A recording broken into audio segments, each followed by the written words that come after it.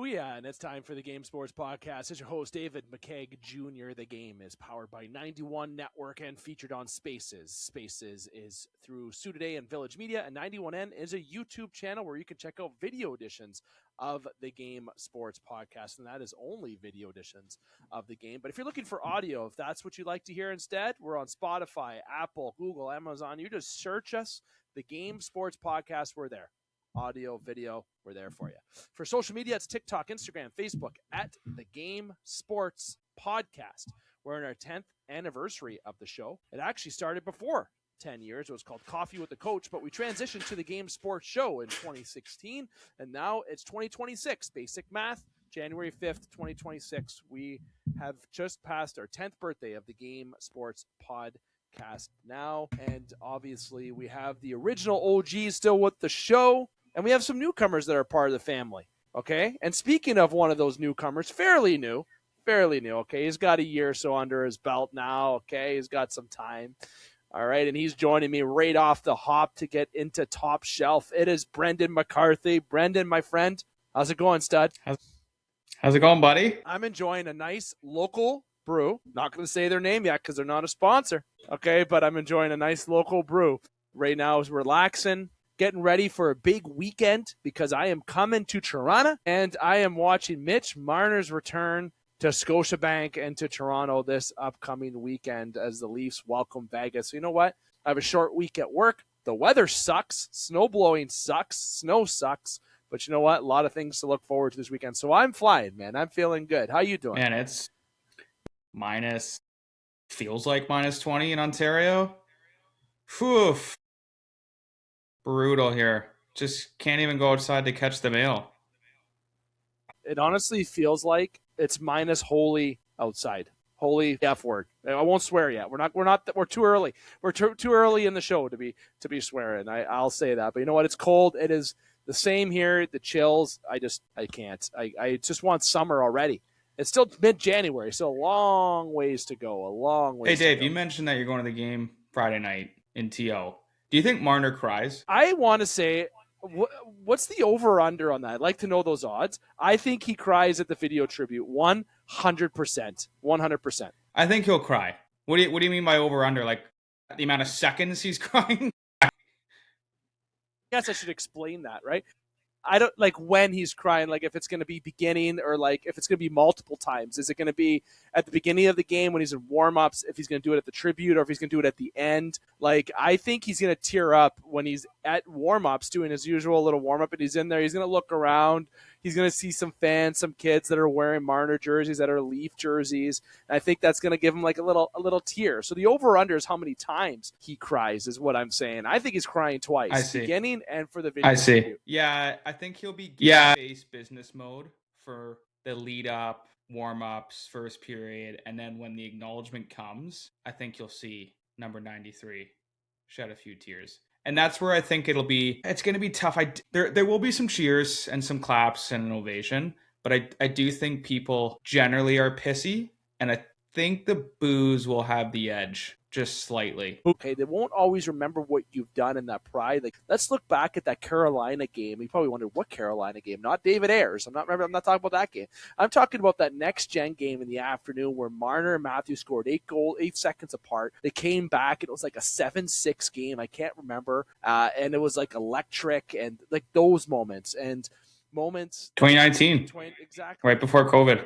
Like, look at we got to think of the moments that what he has done in Toronto. There's a lot of regular season memories that Mitch Marner has provided, but no playoff success. And I don't think people are going to forget what happened last year mostly. So he will get booed a lot, but that video tributes the time where people put away their swords.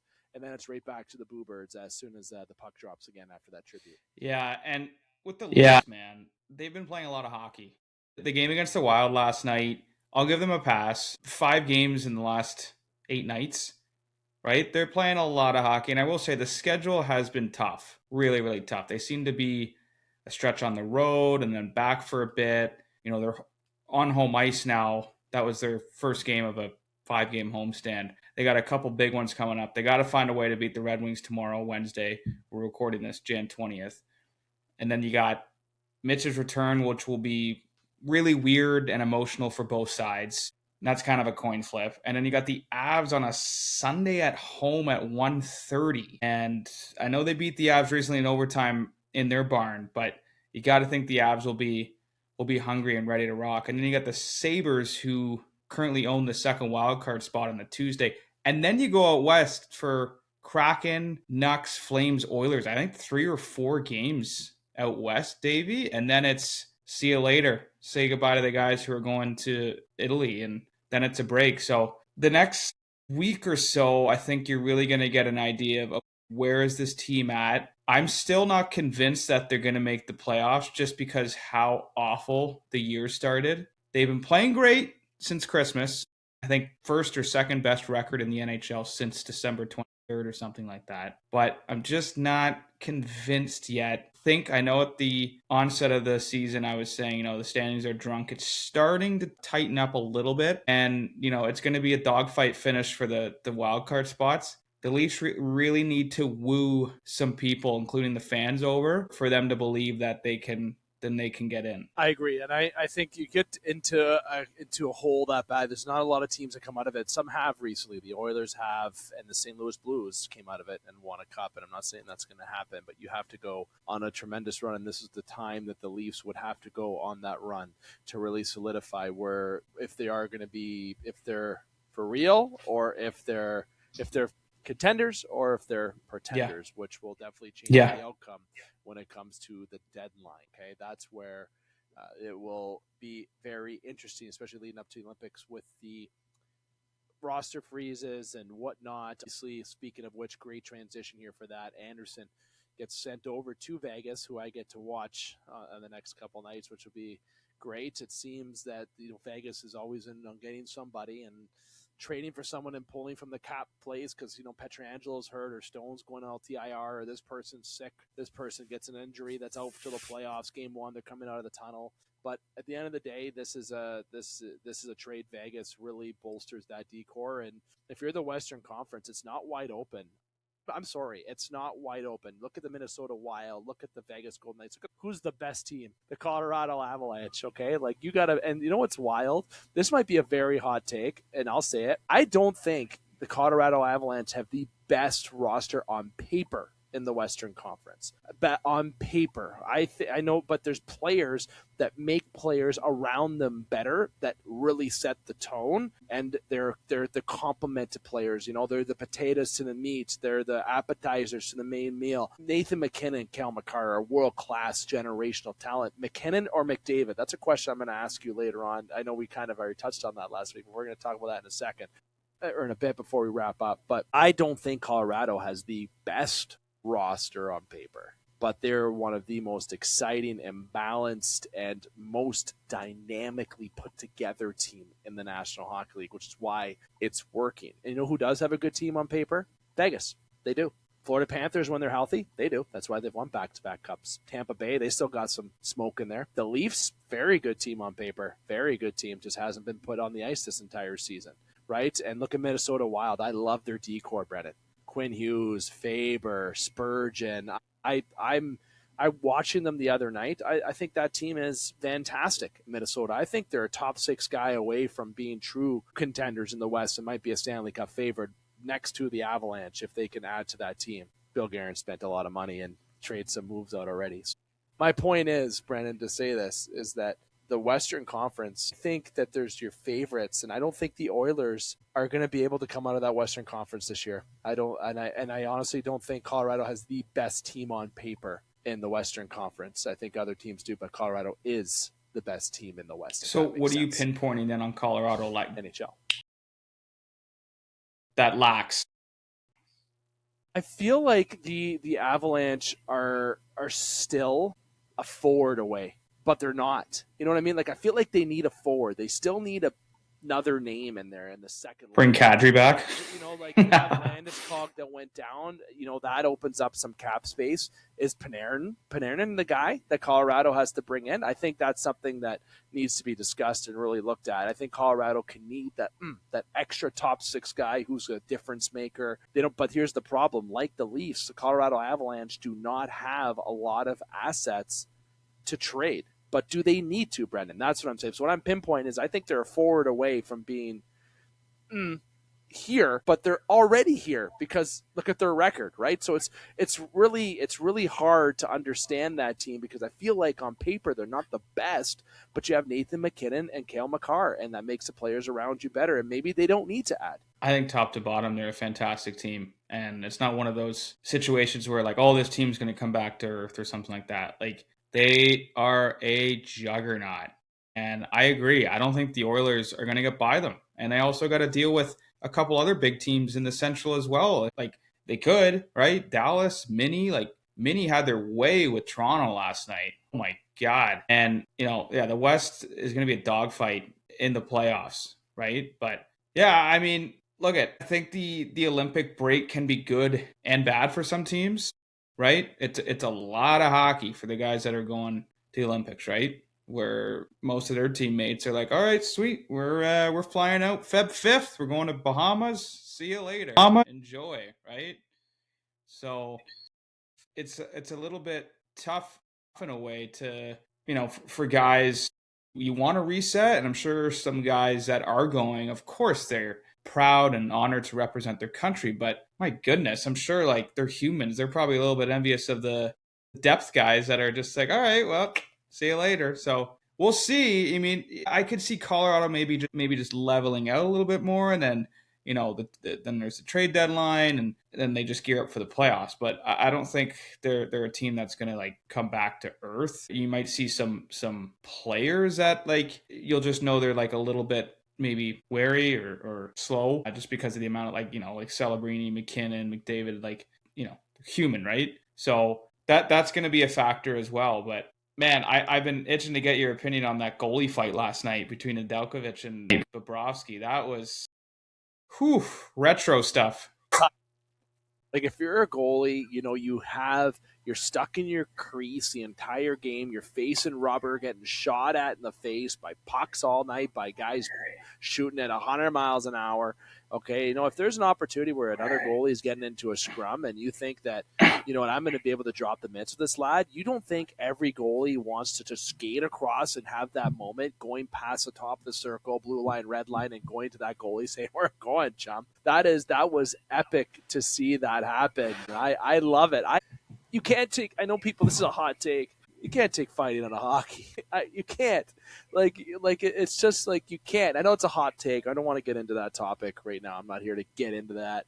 We're here to talk about the goalie fight on that point. I loved it, Brendan. I don't want to say I wish I saw more of it, but it was great. I loved considering it. You had the considering you had the last night, Sharks Florida stole the show. Big time. Sharks and Florida stole the show. Two very prestigious hockey markets. Just kidding. Definitely fun team is back-to-back cup champs. The national champion, a lot of sport opportunity yesterday. There's been a lot of great sports to watch. There's a lot. October's great.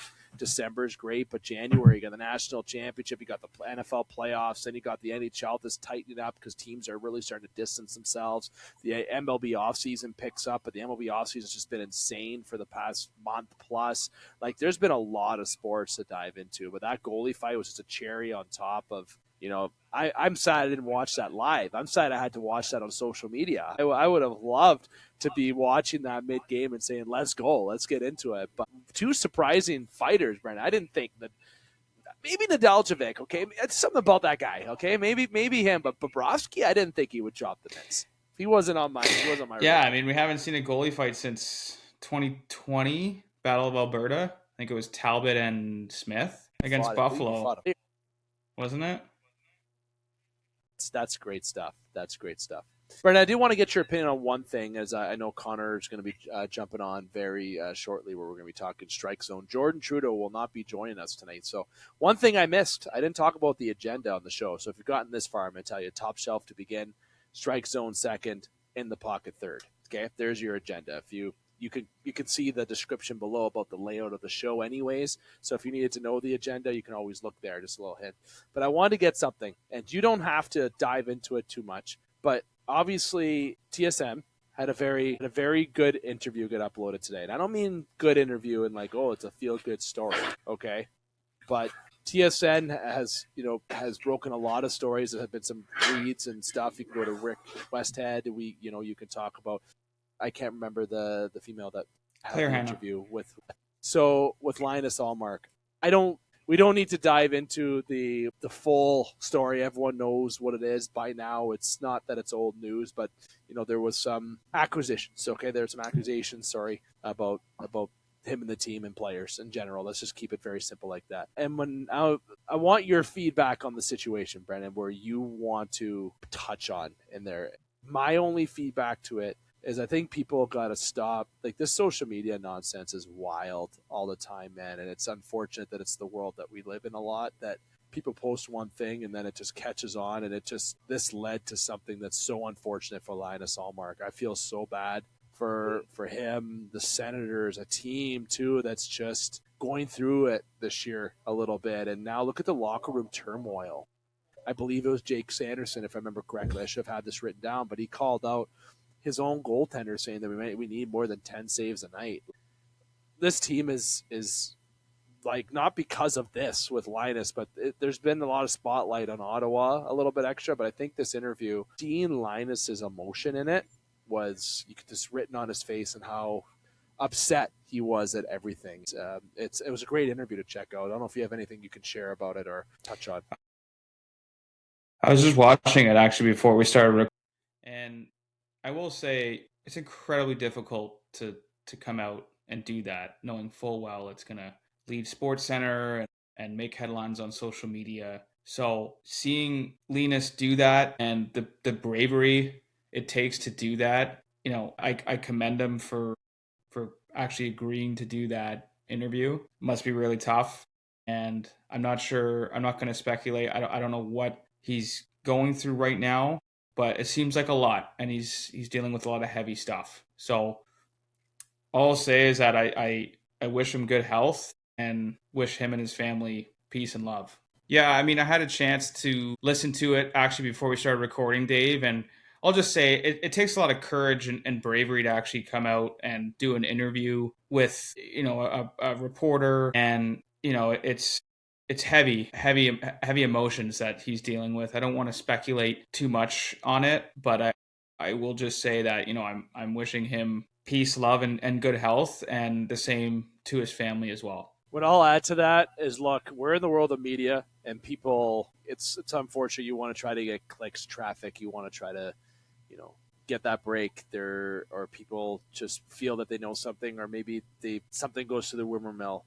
Before you post something online, first off, make sure that it's something that you would want something posted about yourself. And ultimately, what I really dislike, and, we're going through a lot of spots in the world that are very, I'm not getting into that piece. Let me tell you, this is a sports podcast, but it doesn't hurt to be kind and just mind your own business. I won't swear. I'm keeping it clean. All right, that I feel so bad for Linus, and no matter whatever situation he's off the ice for, as you said, Brendan, I'm wishing him health as well, and for him to come out and talk to somebody, I'm glad that he did, and I hope the person that spread this out and all this started, hope you're taking a real long look in the mirror. You should be ashamed of yourself. How's that? That's what I'll keep it at. So, Brendan, ending that on a serious note, so we usually don't do that. So one thing that somebody asked me on text today, just a friend, said, you guys haven't done something in a while. And I said, what's that? He's like, you haven't done an NHL redraft. And I said, wow, yeah, we have not. So the last one that we did, Par and I, was a 2006 or 7. I have to look back. So we are going to resume them next week. We'll get back to getting our redrafts going. I know people liked doing that, and I appreciate that follow-up that you caught, that we don't do that anymore. That's appreciated. We will definitely, as requested, 60 seconds to 120 seconds out of our segment to make sure that we get you some redrafts up until when we complete that segment. We've been doing that since 79, or when there was the first draft. So we got to make sure that we finish. We have to finish all the redrafts. So we are going to get those out for you and get those completed. We'll give the listeners what they want. And Brendan, when I'm in Toronto, I'll shoot you a text this weekend, my friend. And thank you for taking the time, as always, each week. All right, Dave. Cheers. So that's Brendan, ladies and gentlemen. Brendan McCarthy with myself doing Top Shelf. Now, without further ado, I'm sure there's a lot of people waiting for this segment on this show. My Lanta. Last week, Honor, you and I said, what are the chances that both of them are going to sign? And I think I said both. I didn't get predictions right on who. You said one, and one went right away. As soon as the show was uploaded, someone decided to be a sellout and get $60 million and go to the Dodgers. Okay, then there's somebody else who decides to say, okay, I'm going to take $42 million to the New York Mets, and that's Bo Bichette. But you know what? I want to start at Bo. Surprisingly, I want to start at Bo. Okay, hold on. Connor Henderson. Let's introduce him. The rookie of the year. If you know, you know. The man, the myth, the legend. This is Strike Zone. Connor, my friend, how are you? I'm doing great, Dave. I'm doing much better. Either the Jays or Fans we're doing right now. I'm going to go to now. I'll transition to Bo. It seems, based on some contacts, I was reaching out to a couple people and luxury of getting into sports, and it seems that the Blue Jays didn't even give Bo an offer that interested him at all. It seems like I don't have any numbers. I don't know, but I had somebody tell me, and I'm not allowed to name them because some people, he could be searchable. Let's say that. He heard under $25 million per season that the Blue Jays offered over a course of 8 years. 8 years, $25 million is what I was told. And look, that's security. That's a fair bit of money. Okay. But the Phillies, I heard, was around 28 to 32 million over 10 years or around that is what, and I think that's public knowledge now. I had heard 200 for 7 years. 200 for 7 years. Okay, so there you go. But the Mets decided to say, oh yeah, okay, here you go. Here's 42 mil. Here's $126 million for you. Okay, how's that for 3 years? Here you go. Merry Christmas. And then you can leave and go get more money from the Phillies then when you go back to free agency. I want to say that I'm upset and sad that he is leaving the Blue Jays as a fan. I said that on my clip that we just uploaded on TikTok recently. You can check that out. But I don't blame him if it's true that the Jays didn't offer him any money. But secondly, do you blame him for leaving for that money, Connor? I would do this. Does security really matter in baseball? Really? Like if you're getting $126 million over 3 years, 326 Benjamins that you'd be getting in New York, you're going to tell me it matters when you have that in your bank account after 3 years? No. It's a high amount of money really to justify not going for the $42 million signing bonus. It's instantly in your account, and in 3 years, you've made your 120. You're doing fine. And Bo has opt-outs too. So if he has an incredible year, he can look for a more secure deal literally at the end of this next season if he wanted to. And it really hurts. I think it hurts more so knowing that Tucker went and then Bo was there, and you figure, well, geez, if the Jays are big on Tucker, they certainly have the resources to secure Bo, and nothing doing. I think the Bo signing, if you think of the Jays, Okamoto, you have Ernie Clement there, you have some pieces there that doesn't change the dynamic of this team. And Nemila coming up, there's a very good prospect that they have. People just don't remember, like he's very good, and that he's coming up. And some people are forgetting, well, what about Cody Bellinger? No. Joey Loperfido, do people forget that this guy played 54 games and batted .350 last year? Like, this isn't the problem. This team is special in its own way. They've added in a good way. They need to continue to add in places that would be, don't get me wrong, Kyle Tucker and Bellinger, I would welcome with open arms. And Bo Bichette, I wanted him back. And yeah, sad, annoyed, like I mentioned, but I don't blame him. Farewell and good luck. Like I said, that is your call. You went after that money. Good for you. It's sad that I don't get to see you in Toronto anymore, but you made a decision for you and your family and another path in your career. I can accept it for some reason. I'm accepting it more than I thought I would. But if you're a Jays, I think you got to pivot. You still got to make some additions because the Dodgers still are doing things. They're still doing things. And the Jays were a really good offseason leading up to the Bo news. So it is a bittersweet moment because you lose him for nothing. You do. One of the best contact hitters in the game, if not the best, walks out the door at a premium position, shortstop. You'd like to imagine he'd be healthy by the time next year rolls around and he could either take more reps at shortstop, or if he's your second baseman long term. Either way, he's such a great hitter. The Jays would have loved to have him in either spot. Now going to the Mets, their entire infield is just stacked with Lindor and Semien. They've got 3 shortstops basically at third, second, and short, and they look fantastic. It's a really tough pill to swallow, but it sounds like you're actually handling it better than I thought you did. I'm handling it all right. I still feel like this is the team in the AL to beat. It's still very well put together. I don't think the Jays are done. I still think they do something in there. And speaking of teams that aren't done, more contacts, but news. Apparently the Dodgers are in on Freddie Peralta on the Milwaukee Brewers. I can't anymore.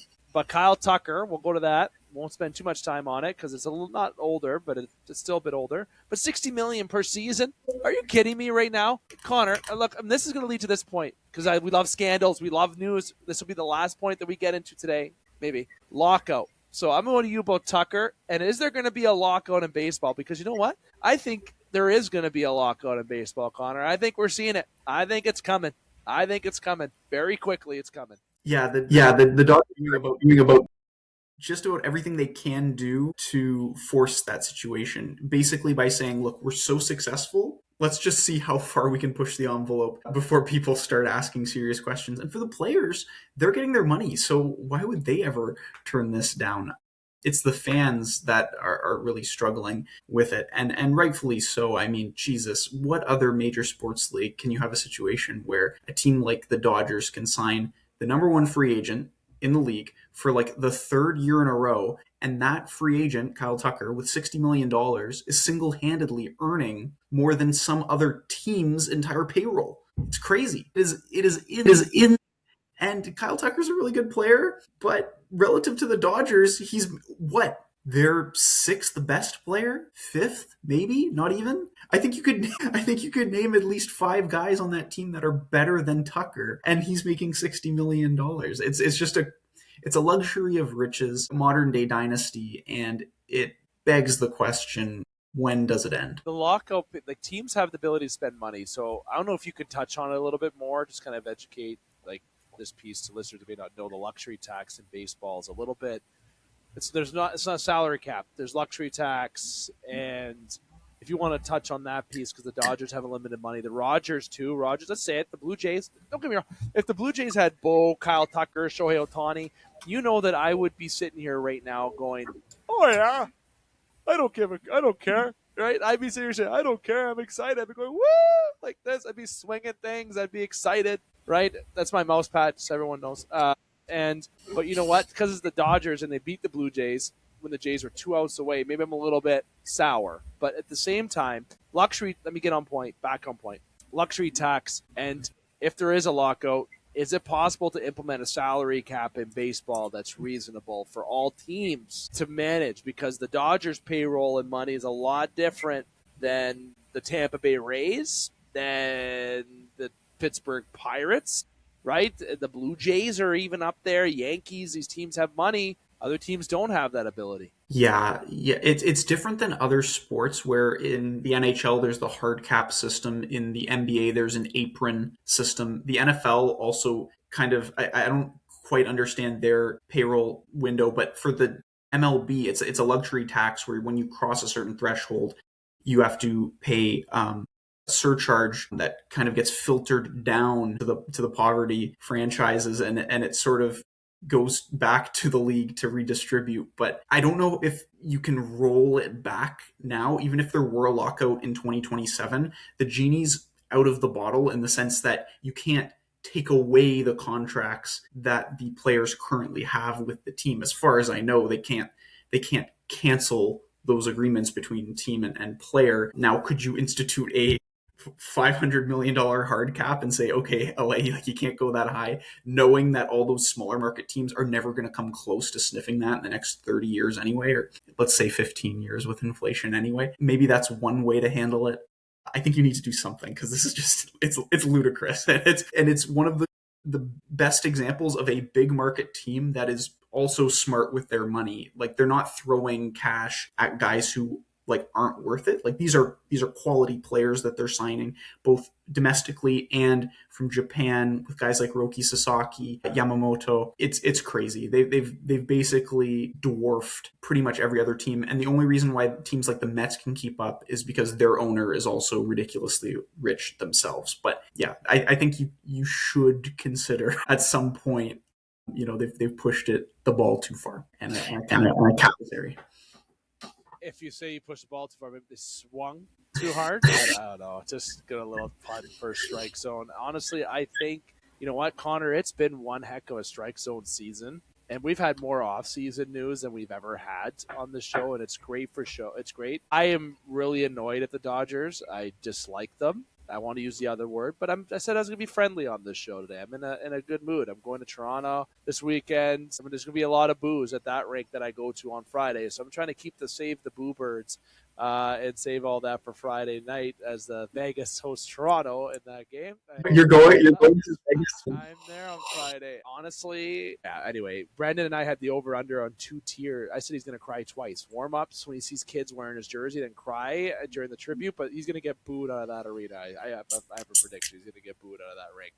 But because he already got booed in Vegas. So the thing is, back on point, I really love the season for the Jays. It's heartbreaking that you lose when you're 2 outs away from the World Series. I would rather have lost that game 10-0. I don't care what anyone says. I would have rather have lost that game 10-0. I really think that the Dodgers ruining baseball, I'm not saying that it is. It's not their fault that everyone wants to go there. It's not their fault that they have all this money to spend. I just think the MLB has to take a little bit of action because, this is not a good situation. You have all these players that are signing in LA. They don't want to be in other places. Pittsburgh Pirates' payroll doesn't even equal the Dodgers' one-player payroll. You have Shohei, Tucker, you have Sasaki, Okamoto, you have Glass. This Dodgers rotation and batting order and closer to setup man is absolutely ridiculous. It's what you make in a video game with the salary cap off, and in the world of baseball, funds off in franchise mode. You just don't have it's unbelievable. And the Blue Jays offseason still, yeah, heck yeah, like still great. It's still a lot of things to go, and players still to go, like Cody Bellinger. Not saying he's going to Toronto, but there's a lot to happen. And the last thing I'll leave you with, Connor, I'm not watching baseball. I'm sorry, it's not a thing. But I really, and this is another thing. So 2 things: Eric Skubal.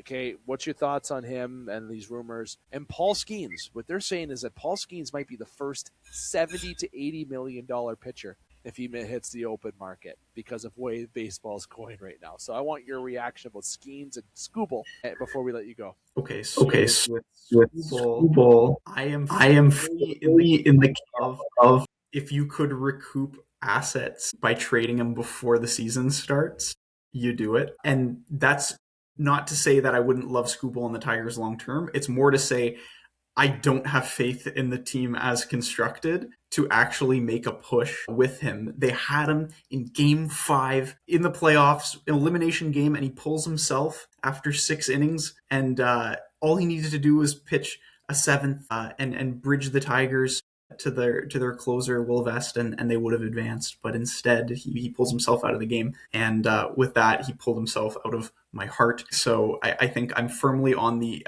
can you get prospects for him? If so, then trade him. I don't think they will, though. I think that they're going to run through the season, and if they're in striking distance of the playoff spot, they'll just march forward and get eliminated in round 1 or 2, and then he'll be on his way. As for Skeens, Jesus, if he signs with the Dodgers or something like that, if Kyle Tucker doesn't spark a lockout, then the Skeens one would, because I don't think there's a more popular player in the MLB right now than Paul Skeens. And I mean, he'd be worth the money. He's a number 1 overall pick who quickly got into the MLB, dominated, and has not looked back. We haven't seen this sheer dominance from a young pitcher like that in a very, very long time. Very good takes, Connor. Thank you. We talked Bo, we talked Tucker, we talked Jays, we talked Dodgers, we talked Skubal, we talked Tigers, we talked all of the things needed to get everyone up to date. But there's one thing that we did miss that we got to give a shout out to. Let's leave it on a good note, because we also talked big thing on lockout that I think is going to happen in the MLB. But we had 2 players get inducted to the Hall of Fame today. Carlos Beltran and Andrew Jones got inducted into the Baseball Hall of Fame, and they joined Jeff Kent as the newest members of the 2026 Hall of Fame class.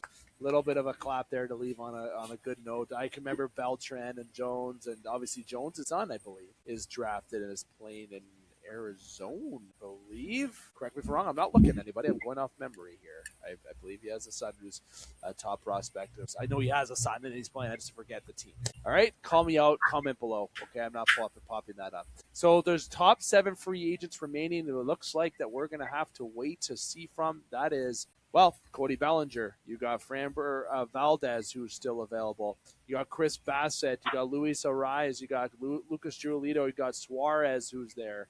You got a lot of names that are still on the board, and also the trade market, where apparently Freddie Peralta is going to be going to Los Angeles Dodgers. And that's not a joke, ladies and gentlemen. Apparently that is happening. That might be a thing as their front runners to get him. That is unbelievable. Milwaukee, don't do it.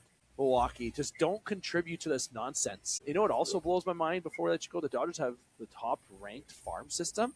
Like, what the I didn't say it. Top-ranked farm system. They bought every player under the sun. They're going to cause a lockout. This is video game nonsense. This is literally franchise mode in the show when you trade for all your picks and you're just that guy that stacks your team. I can't. Lockout coming 2027. Book it here. But the Blue Jays are World Series champions next year, and the Dodgers eliminate, start crying, and that's what ruins baseball, because the Dodgers start crying and they cause a lockout. Because then they go into next offseason, they trade for Paul Skeens, and they do all these things, and that's what causes the lockout in 27. Early prediction. Okay. I hope there's not a lockout, Dave, because that lead off from the Game Sports podcast. So no, we'll find someone else for you, my man. You can ask Hike. There's a lot of options. You can come join in the pocket. We'll get you to join some football action. You'll love it with us.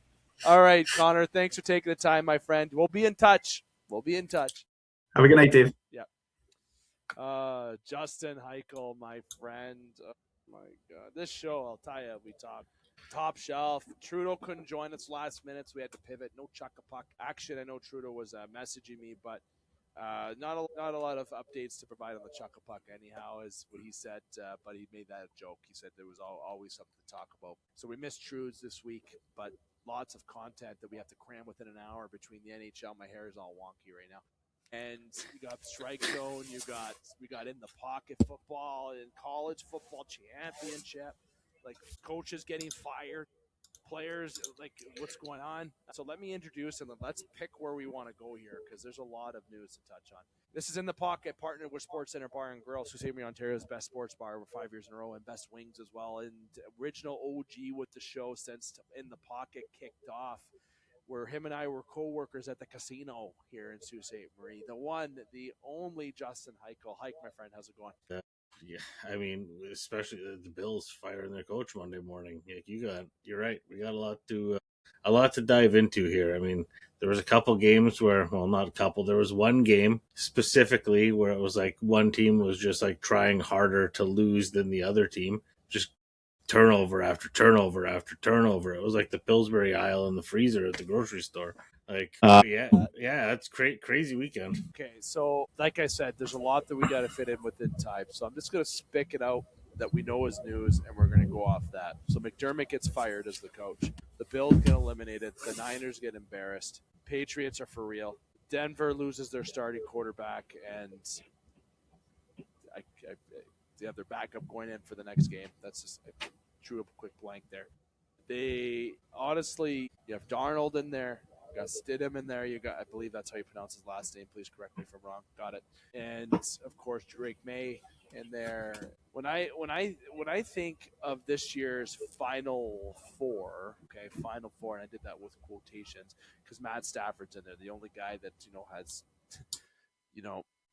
I don't want to say has experience, but has experience, because these other guys are some young lads coming in there, and they're not the Final Four that I predicted to be there. So you got the Final Four there with the Rams, the Seahawks, the Patriots, and the Broncos. You got a backup quarterback going in there. You got Darnold going in there. You got Drake May, like I said, and Stafford.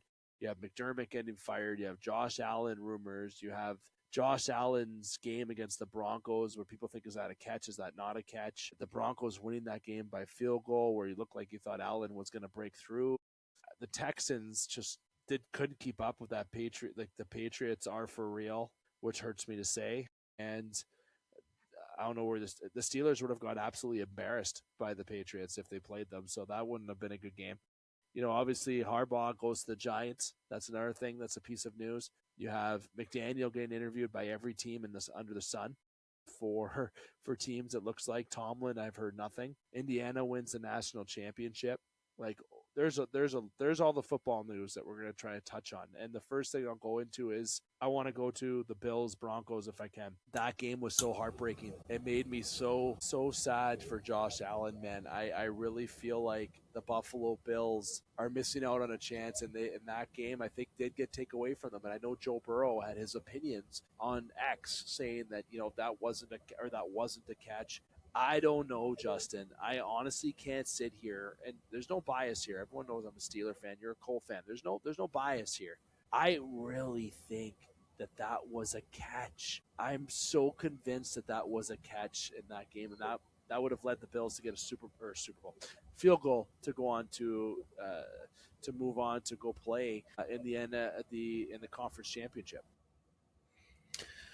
Yeah, I mean, I don't want to dwell on the whole is it a catch, not a catch thing too much. I mean, let's preface it with the Bills had plenty of opportunities through that game to win the game or to maintain a lead through the game. The turnovers, that was a disaster. If we're not going through these turnovers, we're not in the position to talk about the catch or the pass interference after the catch in question. The catch is what it, I mean, is it a catch? Is it not a catch? I'm 50-50 on it, to be completely honest. I mean, I think it's a good defensive play. I don't necessarily know. It's still a live ball. The ball never hit the ground. Did Cooks have possession of it? The definition of possession, depending on who you talk to on any given day, the last couple of days changes. So it's really hard to determine. I've got to get off the fence and pick an answer. So I'm going to say I think it's a good defensive play. I think the pass interference they called after that against the Bills defense was kind of more horseshit than anything else. They let them play the entire game. There was a lot of hand contact between the receivers and the secondary. And then all of a sudden in overtime, they're calling the game completely different, as we saw with that call. So that one burned me a little more than the catch, no catch. Like I said, I think it's a good defensive play more than anything else. The receiver didn't really have enough time to establish possession, but the ball never hit the ground. So the ball's still live. Cooks would have had to maintain possession on the ground for it to be a catch. And I forget who grabbed it, but the Broncos players running away with the ball. So the ball didn't hit the ground, so it's not a dead ball. Cooks didn't maintain possession, so it's not a catch. I guess my default answer is that defense wins, and it's the Broncos' ball. I really think that game was just so heartbreaking, though. And it's okay to have a difference opinion on that catch, and the pass interference is such a good point that you bring up, because when I was sitting there, I felt like felt like that call by the ref just feels like all the attention was on. He wanted it seems like, taken away from a very good football game. That was my favorite football game of the weekend by far. The Seattle game, you could take a snooze. That was a joke. Who is San Fran? Who is this? Who is this team? Who is this team? Why are you here? That's what I was saying about San Fran. Why are you here? Who are you? Don't know who you are. But I think with San Fran, the gas just kind of, I mean, they were running on fumes for the better part of I would say, November, December.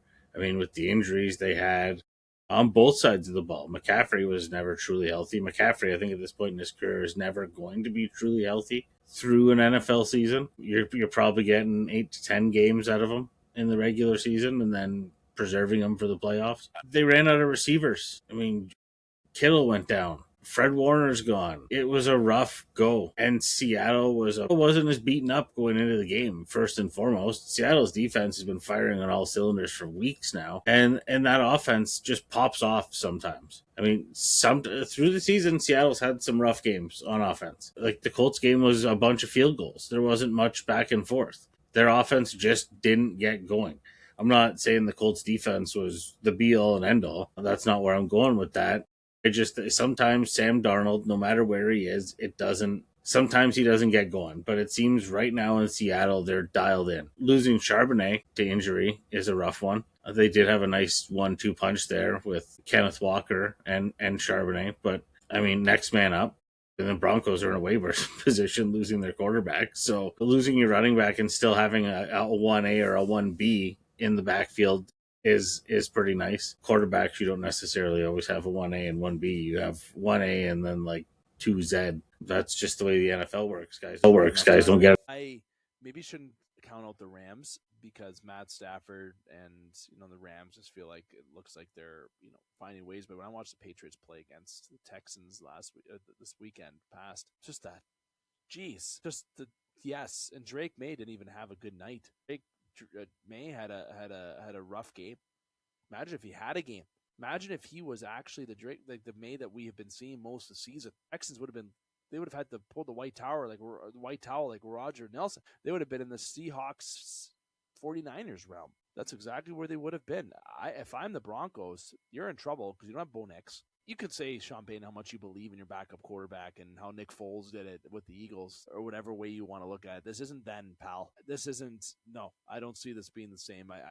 We're going to have our predictions in a bit about who wins what, but Patriots and Seahawks, it's both those games were just absolutely unreal. The Rams and Bears had a good matchup. It was very exciting to watch, but I have never felt more bad for a quarterback in football. I'm talking football than Josh Allen the other night. Like that you could just see the defeat, and the comparison I like to use to Josh Allen is exactly where where I'm going to go with it. When I see no, not the Dallas Cowboys or not the Toronto Maple Leafs. Here's your hockey reference for In the Pocket this week.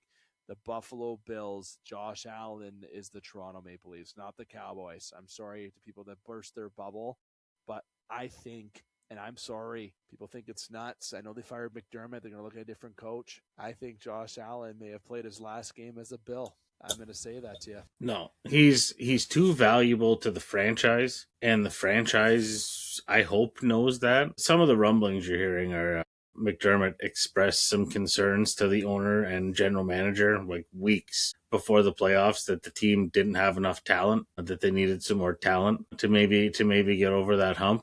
We can go back almost every week on the show that I've been on this year talking about this. Josh Allen's needed a wide receiver, not a scrap heap wide receiver. And that's not, no offense to Brendan Cooks. Brendan Cooks is a good receiver, had a great career, but he's on the back end of it. Brandon Cooks should not be Josh Allen's go-to guy in overtime in the playoffs when you're trying to get to an AFC championship game. When it's your team's window to win because the Chiefs are gone, the Ravens are gone, all the boogeymen are gone. And somehow still, there was Josh Allen had a bad game. I think we can all agree on that. But there was no one, aside from James Cook, there was no one to bail him out. He had no help. He's got great tight ends, but you could take him out of the game. He's got no one on the outside. So it's a bummer. It's a bummer for the Bills. It's a bummer for McDermott. McDermott was the easy choice, low-hanging fruit, however you want to say it. Long-tenured coach. Maybe we just move on from him. It's maybe the GM saving his job. I think the GM should be the one to go, personally, but it's rough. I don't think Josh Allen leaves. I think he's a lifetime Buffalo Bill, especially with them moving into a new stadium next year. They're not going to get rid of the guy that's pumping jerseys out the door. They got to pay for that building somehow. But rough one for the Bills. It sucks. Sucks for Bills fans. And to do your hockey comparison, I honestly think that the Bills are the Edmonton Oilers. You got a guy and you give him nothing. We got a goalie from the scrap heap. Here you go. Hopefully you can kill the world. I can make it to the Stanley Cup final, but I can't stop it too. So I say, Dave, you're crazy. It's the Cowboys and the Leafs. You know what? That's a very good point, Justin. I didn't even look at that. Bang on there. Bang on. All right, we got some games to talk about this week that we'll keep as we don't dive into too much. But any final thoughts about the games this week or any news about McDermott? I don't think it's going to be someone who's going to be out of a job for long, just like I'm always waiting anxiously where Tomlin's going to go next. But I think he's going to take his time more than some of these other coaches might. But I think someone like McDermott's not going to be out long. Tomlin's going to be wanted places. Harbaugh's already on the Giants. So if you could touch on Harbaugh, then some of the open coaches that are still available and that this coaching carousel continues. And what do you think is going to happen? Well, the Harbaugh to the Giants thing, I think, is cool. It gives the Giants some credibility.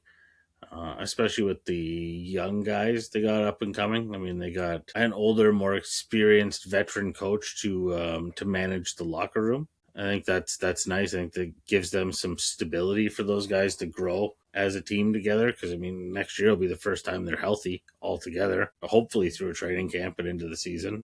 It's exciting times, honestly, for the Giants. The Tomlin thing, just to touch on that a little bit, I believe because he left the team didn't fire him, and because he has time left on his contract, someone would have to trade for him. I think that's how that works. He just can't take another job. That being said, we know how valuable the draft picks are in the NFL for a couple months of the year, aside from, the combine to draft timeline. The rest of the time, draft picks don't mean anything. It's like fantasy football. And then I think the Dolphins hired the Packers defensive coordinator to be their head coach. And then I think Tennessee was moving in on someone today too. I forget who I read that was. But yeah, McDaniel, like you said, is interviewed absolutely everywhere. I think he's just been flying around all week. And a lot of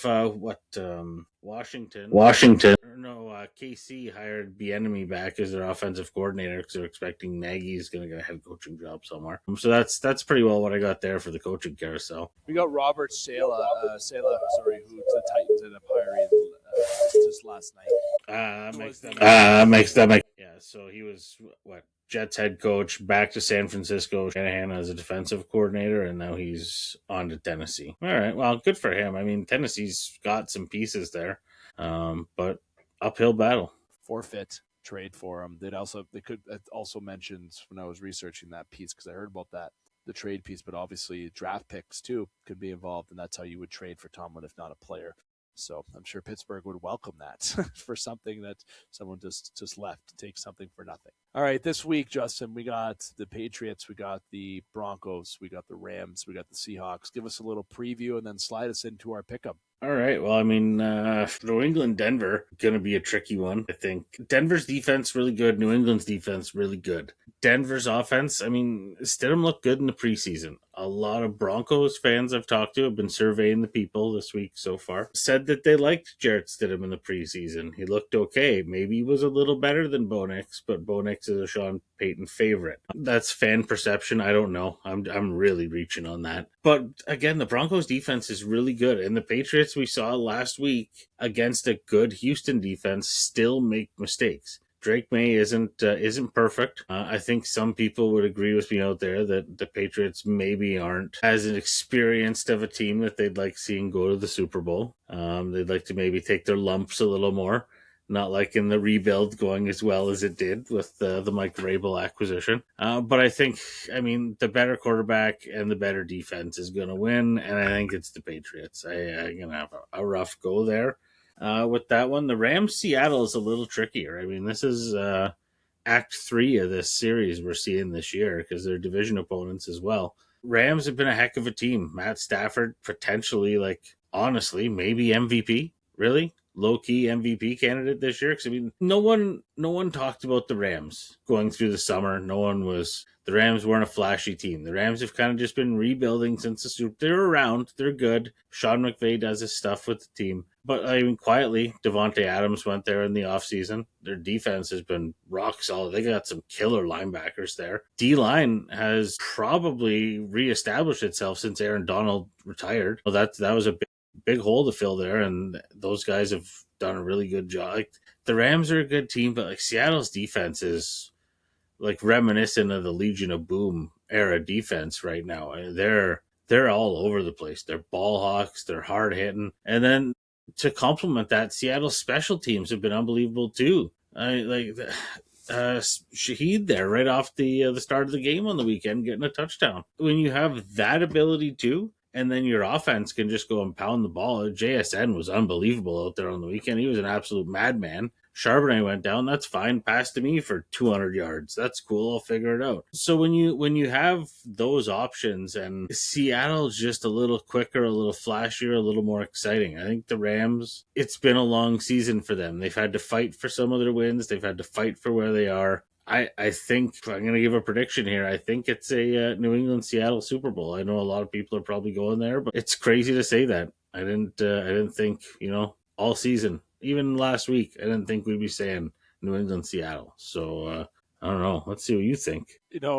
I was him and Han, and I'm going to go quickly about New England and the Broncos before I get into the Rams and Seahawks. And when I think about New England, it pains me to say, but only because Bo Nix went down, and I know that the Broncos are high on their QB2, but I think losing Bo Nix is what changes my decision. And New England, just watch them play the Texans. No, teams for real, ladies and gentlemen, and they've been for real. They're here for a reason, so that's not news. But I think the Broncos not having Bo Nix, and just the way the Patriots have been playing football. Drake May having a week off last week. He's gonna have a week on this week now. I think he's a little bit pressure's there, but not, because look at what you've done at a young age. You know, you have big shoes to fill with Tom Brady and the Belichick, but now you got a new era there in New England, and you get to make your own story there in New England. I think he's going to ride that out. So New England's going to defeat the Broncos, and that score is going to be 28-17 Patriots. The Rams, Seahawks, excited to talk about this one. I was going back and forth, and I'm not a Sam Darnold not believer. I think he's a great quarterback. He's really found his way in Seattle, and that team around him's great. You mentioned the defense, the Legion, they're back. That team's so exciting. But I'm going to go on another side of it. I want to go with the Warriors here a little bit. I'm not calling them the Warriors. I'm just saying the Warriors that they battled all year. And you got the Devontae Adams, you got some veteran presence on that team with Matthew Stafford. Teams that have made it, they know how to win these games. And I feel like, speaking of lumps, I don't think you're going to see two young quarterbacks in the Super Bowl this year. I feel like you're going to have a veteran, and then you're going to have a young guy. And then that young guy is going to have to learn the hard way. And I'm not saying he's going to lose when he gets there. But I think the experience here is what's going to really help the LA go against Seattle on the road to help win this football game. And I know the odds are quite against them, but when I think of someone who can be in a good situation and high pressure and really slow down the game and really come up in the moment, it is Matthew Stafford. And Lions fans, it probably pains you to hear, because obviously your outcome this year didn't go where you could have. Imagine if you would have had the season you should have had. Super Bowl would have been wide open for you to win. But the Rams, I think, are going to defeat the Seattle Seahawks, and they're going to win 24-21. It's going to be a close game. It's going to be an exciting game. I think it's going to be the most exciting game of the weekend. And experience is going to take over youth here, Justin. You got to give it to them. You're going to have a Rams-Patriots Super Bowl, because you know what? We don't need to see another New England-Seattle one, especially if they're running on the 1-yard line. If you know, you know. Bad joke. I mean, I get it. I understand where you're going, but bad joke. Rough one for Seattle fans out there. Yeah, I mean, we've pretty well done the pick 'em there. I mean, we know where we're going. You've pretty well won the pool this year, so I'm not even gonna. I got absolutely obliterated last weekend. I think I got one right, maybe. Let's check. Let me double check here. Hold the. No, I got them all wrong last weekend. Every single pick wrong. So yeah, rough go for me in the old pick'em this year, but always next year. You want to touch on that college game a little bit? See, I mean, that Mendoza run was absolutely bananas. I think that's my one takeaway from that. And he's gonna sell a hell of a lot of Raiders jerseys. I mean, I should have said Raiders like Chris Berman there, but I didn't. But yeah, I mean, with Tom Brady involved in the Raiders, you saw Brady lurking around at that game last night. I mean, Mendoza seems like a pretty solid piece. As long as the Raiders don't screw that up, they get the right coach in there. Like, he seems like a good, solid quarterback. I mean, that Indiana team was bananas this year. The run they went on. And that game was tight last night. It was a lot tighter than I think anyone, at least I mentally gave it credit for. I thought that Indiana was going to come through and absolutely blow the doors off Miami. Miami fought through that game. I mean, it was tight. It was the best Monday Night Football game I saw all year. And it was college football. College football national championship, don't get me wrong, but the best Monday Night Football game all year. What I'll mention is, when I saw this game and I watched Indiana absolutely blow the doors off Alabama, then absolutely blow the doors off Oregon, I said Miami doesn't stand a chance, because Alabama and Oregon, I thought, were better than Miami. And the way Miami battled in that game yesterday kept the game. The defense, going into the third quarter, you were down 10-0, but they battled back, and even the fourth, getting a couple touchdowns to try to make that game interesting. Indiana, though, was just too much. 16-0. This Indiana team was something special. And that is great for that football program who had a lot of bumpy roads, a lot of bumps in the road is what I should say in the last decade plus. And, Mendoza was just great to watch in that game. He's a talent. He's like to see how that transitions to the NFL style. And I'm glad that you mentioned the Raiders because I think that's also where he's going. It's funny that you mentioned Tom Brady as well. That's actually who I thought would be a good fit for the Raiders was Mike Tomlin, to be honest with you. But when you have a young quarterback, I don't think Tomlin's a fit for a young quarterback. You and I talked about that already. But we can't forget he helped groom Ben Roethlisberger. So maybe it's a revitalized Mike Tomlin. But nonetheless, going on point, Indiana was the best football in the nation for a reason, and they proved it, not just because of winning this championship. That team watching, even in the moments of where Miami was battling back, Indiana was able to fight back and keep it up and keep the momentum. They didn't let that game slip away. When they were up 10-0 going into the third, and they exchanged touchdowns, and you're going into there up 17-7, and you're going into the fourth up a touchdown and a field goal, 10 points. Miami, and you're able to battle and contain that momentum. That is the sign of a good team. Good teams find ways to win, and that is what I saw in Indiana. And it wasn't from the offensive side. The offensive side was obviously good. He got 27 points, but Mendoza only threw 186 yards. I say only because for a standout quarterback like that in college football, usually throwing more, Miami really contained that passing game for Mendoza. And you had the rushing yards. Black only had under 100 yards. He had 79 yards, where Fletcher had 120, I believe, yards and a couple touchdowns. So the run game was really working for Miami in that game. And, I really feel that the big turning point obviously was in the third quarter. And I had to make sure that it was when Joyce punted and it was blocked and it was covered for a touchdown by Indiana. That is where, when I watched that game on that punt recovery, if you will, that is where the turning point of that game was. It had Indiana go up 17-7. Sorry, 17-7. And that was the moment in that football game where Indiana, I think, started to show where this is our game. Obviously you had a touchdown in the fourth. They exchanged. Mendoza rushed for a touchdown. They exchanged touchdowns in the fourth, but that block punt was the difference maker in that football game. Unbelievable national championship game. It's great. And hopefully Oregon can get there next year with their returning quarterback and having two studs at quarterback with Dylan Raiola and obviously Moore returning in Oregon. So we've got a little bit of a quarterback duel there in Oregon. It's going to be interesting to see. But this was a great Miami. You overachieved. I didn't think that was going to happen, but it was just great all in all. Justin, this has been more of a lengthier in the pocket, but we only have a couple of these left. We have next week. Wait, usually we take the week off. All right, we take the week off. Whoa, everyone, put away your swords. I didn't forget. For the Pro Bowl, we don't talk about. Jokes aside, we usually take a week off next week. The following week, we'll have our Super Bowl preview show, and then we will have our Super Bowl reaction after that. So there's 2 more episodes left of In the Pocket for this season's of In the Pocket. So if Justin has time, maybe he can jump on a little hockey segment or something next week, but we may not see Justin until the following week. Nonetheless, Justin, this has been a pleasure as always, my friend. Yeah, good to be here as always, and I'm looking forward to another interesting playoff weekend. Honestly, who knows what's going to happen at this point? We could have any combination of teams in the Super Bowl, and I'll have to start doing my research on random Winter Olympic sports so I can come in and give a preview post Super Bowl on maybe some bobsled. Maybe I'll learn about bobsled. What else? Hey. We did curling briefly on the show, so I think curling, we could touch on that with some knowledge base on it. What else? That maybe we'll learn about that weird ski one where they come down the hill and it looks like they're blowing their knees out continuously, just smashing their knees into their chest. Yeah, just back and forth. Let's just blow. I don't understand that. Maybe we'll pick a couple Olympic sports. We'll learn about them. I'll come in. I'll do a little bit on it. There we go. I have to give you the live on scene or on a reaction with Brad Jacobs says hopefully he takes home a gold medal for us, friend of the show and good friend of myself. It's going to be an interesting Olympics. I'm glad he brought that up. Very excited as that's just around the corner.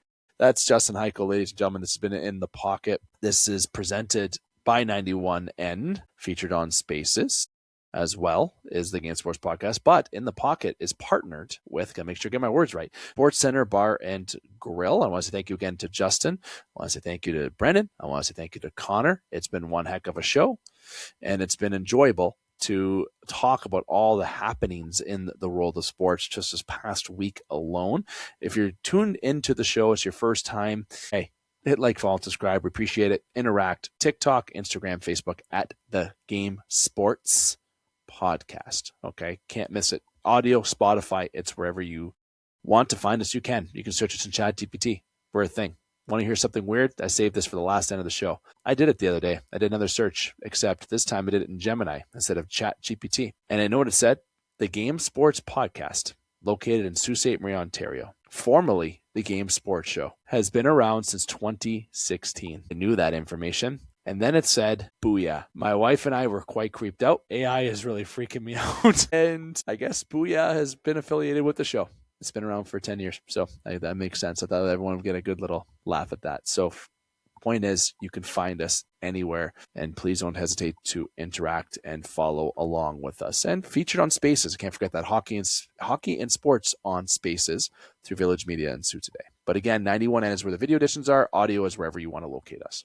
So until next week, I'm here to remind you, keep your stick on the ice, swing your bats, catch your touchdowns, drain your threes, and shoot your shots. Booyah.